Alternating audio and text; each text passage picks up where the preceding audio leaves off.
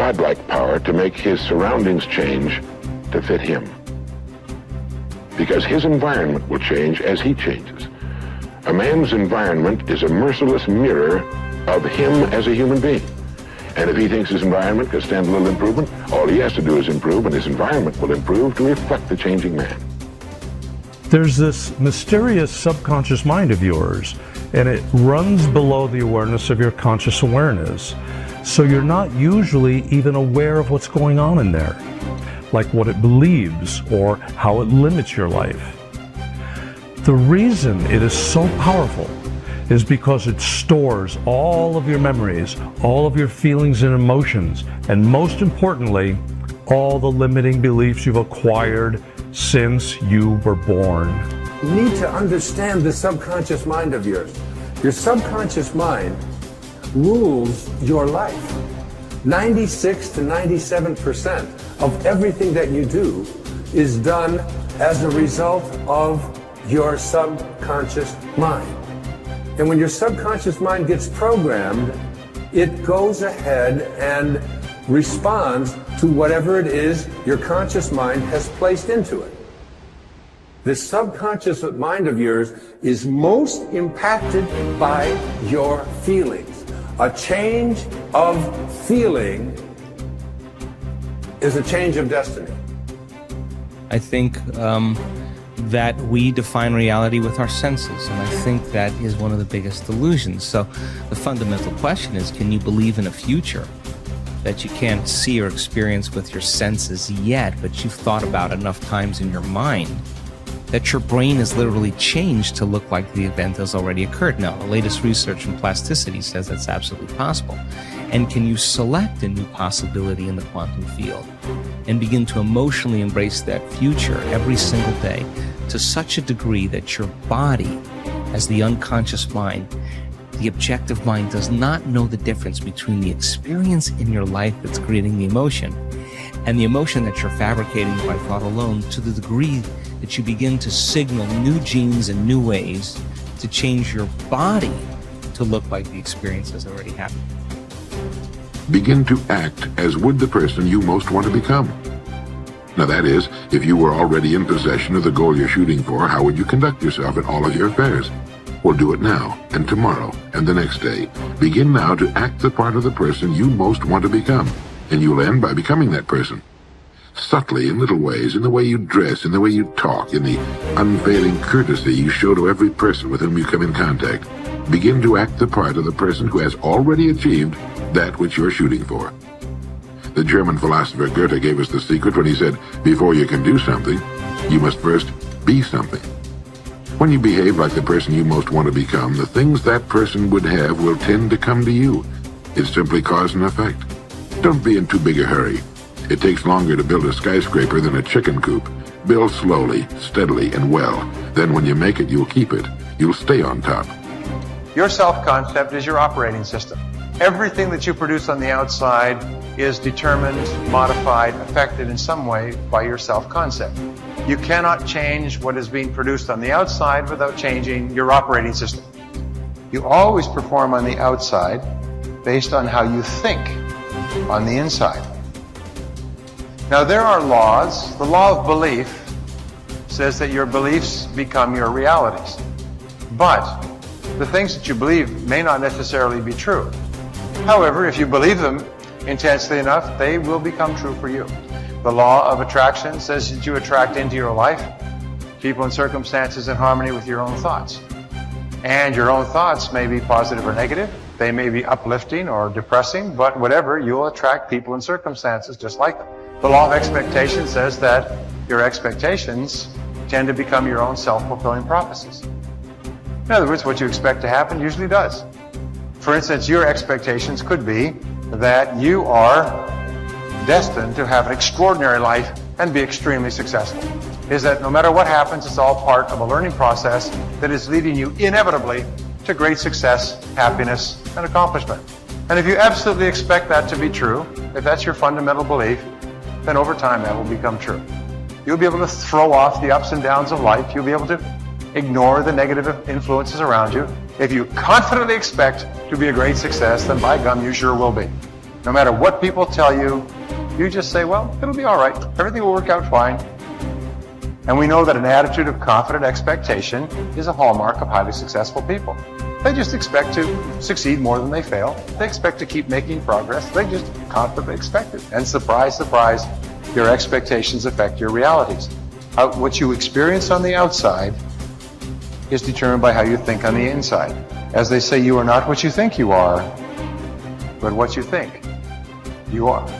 Here's 2 excellent questions to jot down. And this is for mature people now, because these are kind of tough questions, especially one. Here's the first question. What's got you turned on? That's a good list to make. Here's what's got me turned on. Here's what's got me up early, staying up late, maximizing my abilities all day long. Here's the list of what's got me turned on.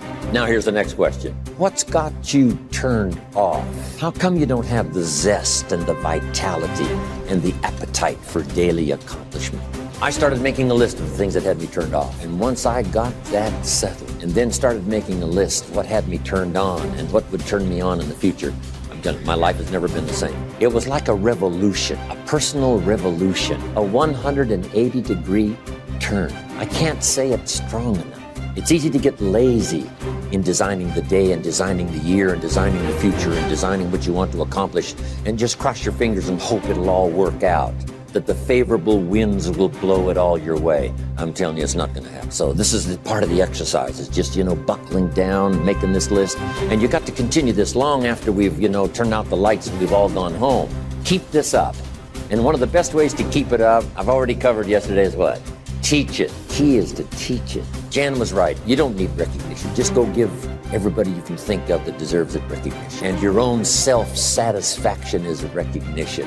Now, if they never put a crown on your head, who cares? One of the great rules, by the way, one of the most important of all principles, is to challenge your self-limiting beliefs.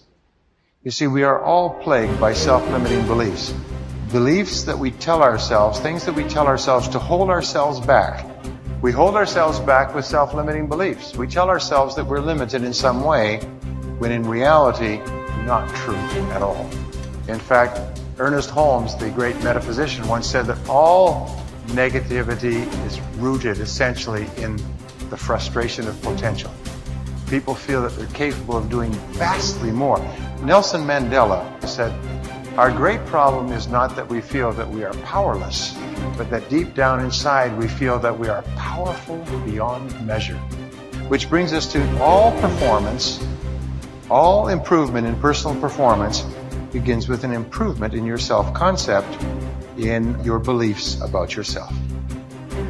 Good thinkers always prime the pump of ideas. They always look for things to get the thinking process started, because what you put in always impacts what comes out. Read books, review trade magazines, listen to tapes, and spend time with good thinkers. And when something intrigues you, whether it's someone else's idea or the seed of an idea that you've come up with yourself, keep it in front of you. Put it in writing and keep it somewhere in your favorite thinking place to stimulate your thinking. Spend time with the right people. As I worked on this section and bounced my ideas off of some key people so that my thoughts would be stretched, I realized something about myself. All of the people in my life whom I consider to be close friends or colleagues are thinkers. Now, I love all people. I try to be kind to everyone I meet, and I desire to add value to as many people as I can through conferences, books, audio lessons, etc. But the people I seek out and choose to spend time with all challenge me with their thinking and their actions. They are constantly trying to grow and learn. Every one of them is a good thinker. The writer of Proverbs observed that sharp people sharpen one another, just as iron sharpens iron. If you want to be a sharp thinker, be around sharp people. To become a good thinker, you must become intentional about the thinking process. Regularly put yourself in the right place to think, shape, stretch, and land your thoughts. Make it a priority. Remember, thinking is a discipline. No matter what you choose to do, go to your thinking place, take paper and pen, and make sure you capture your ideas in writing. Ideas have a short shelf life. You must act on them before the expiration date. World Walleye flying ace Eddie Rickenbacker said it all when he remarked, I can give you a 6-word formula for success. Think things through. The follow through. to start the thinking process, you cannot rely on your feelings. In Failing Forward, I wrote that you can act your way into feeling long before you can feel your way into action. If you wait until you feel like doing something, you will likely never accomplish it. The same is true for thinking. You cannot wait until you feel like thinking to do it. However, I've found that once you engage in the process of good thinking, you can use your emotions to feed the process and create mental momentum. Try it for yourself. After you go through the disciplined process of thinking and enjoy some success, allow yourself to savor the moment and try riding the mental energy of that success. If you're like me, it's likely to spur additional thoughts and productive ideas. One good thought does not make a good life. The people who have one good thought and try to ride it for an entire career often end up unhappy or destitute. They are the one-hit wonders, the one-book authors, the one-message speakers, the one-time inventors who spend their life struggling to protect or promote their single idea. Success comes to those who have an entire mountain of gold that they continually mine, not those who find one nugget and try to live on it for 50 years. To become someone who can mine a lot of gold, you need to keep repeating the process of good thinking. Becoming a good thinker isn't overly complicated. It's a discipline.